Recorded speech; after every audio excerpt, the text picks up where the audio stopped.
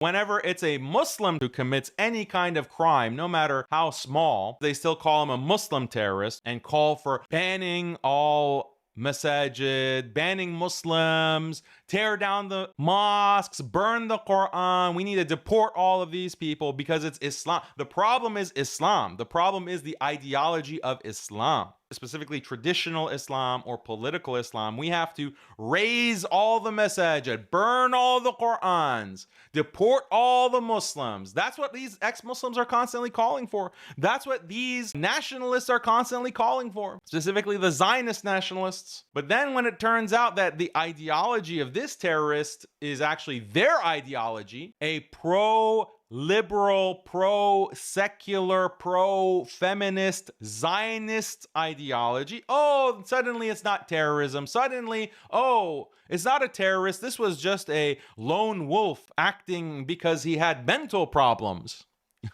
That's the pivot, that's the move that they make. It's the peak of hypocrisy, the peak of double standards, and we have to keep hammering them to point out that when it comes to violence and killing and bigotry, the biggest source of terrorism for the past 250 years is one ideology, and it's not Islam, and it's not Christianity. It's liberal secularism. That is the biggest purveyor of destruction, death, and terrorism that we have seen for the past 250 years. And Zionism is a part of it, of course. And that's why you see such a close collaboration and a close affiliation between the ex-Muslims like Apostate Prophet and these bloodthirsty Zionists who celebrate and cheer when Palestinians are murdered. And also, let's not forget Destiny, right? Destiny is the one who's laughing at Palestinian babies getting murdered and slaughtered and starved to death. That's Destiny, right? If you have seen how mainstream media, the Daily Wire, Jordan Peterson, Ben Shapiro will trot out Destiny as they laugh and joke about dead Palestinians. Their ideology is liberal secularism, and the claim that Islam is so dangerous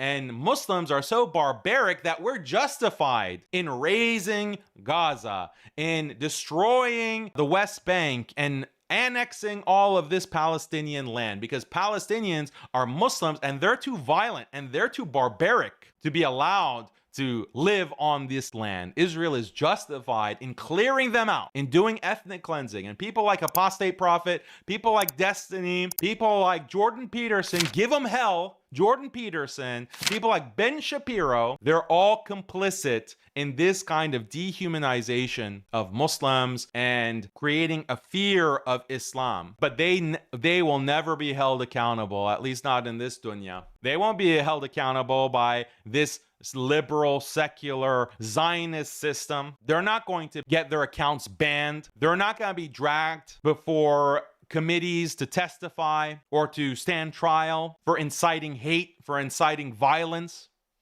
Of course they wouldn't, because the system that we're under is endorsing that ideology. That's the ideology of the West. The ideology of the West is terrorism. So of course they're not going to hold the terrorists accountable, the promoters of that terrorism accountable, like Apostate Prophet or Destiny or any of these Zionists, all the Zionists that are in Congress, 99.99% of them that have been for the past 13 months whitewashing Israeli genocide of the Palestinians. Of course they're not going to hold these people accountable.